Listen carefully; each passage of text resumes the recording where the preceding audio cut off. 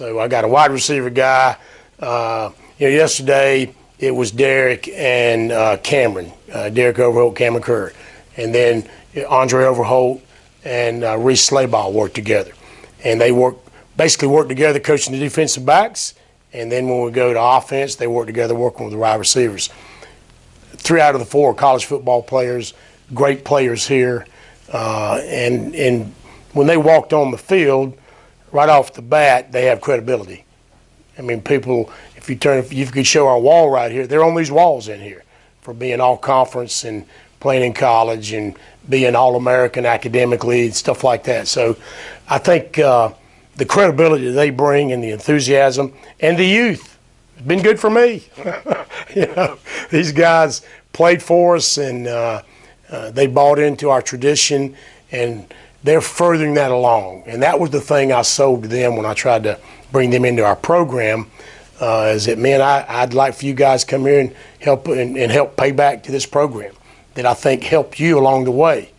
It's great to have them out there.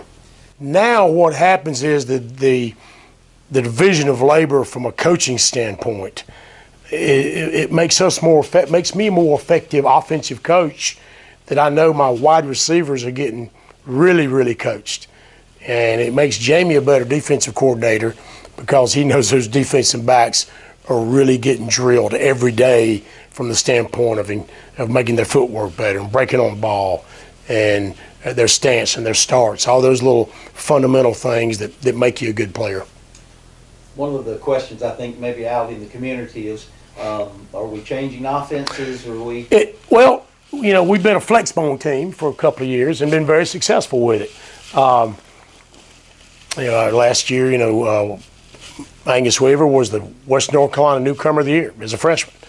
We're going to put it in his belly a lot. Now, basically what we're doing, we're still kind of like an I formation team out of the pistol. We'll be off the ball a lot, and we're going to have the fullback, what we call our B-back, will be in the slot a lot. We'll motion him, and then the tailback, which we call A, will be behind the quarterback. We'll still get under center some. We're not going to be the option football team we've been in the past, but this is also going to enable us to get some of our quarterback off the line a little bit more and utilize Casey's skill as a thrower. I think that's important. And we've really been – that doesn't mean you can't run it when you're in the pistol or in the shotgun. So we can be under center, we can be in the shotgun, we can be in the pistol, we can have a slot, we can run motion. So the plays are kind of the same. We're just doing out a little bit different formation.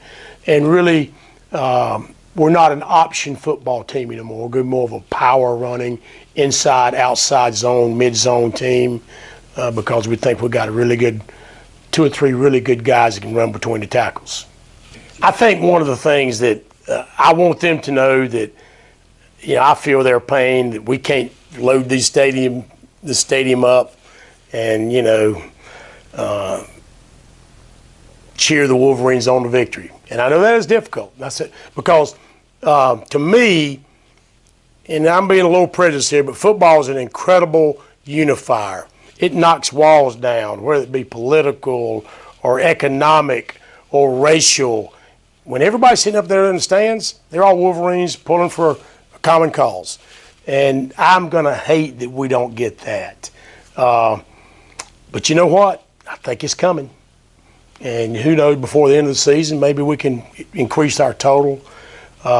So what's going to have to happen is we got to pull harder, whether it be at home or listening on the radio or watching it on the National Federation website.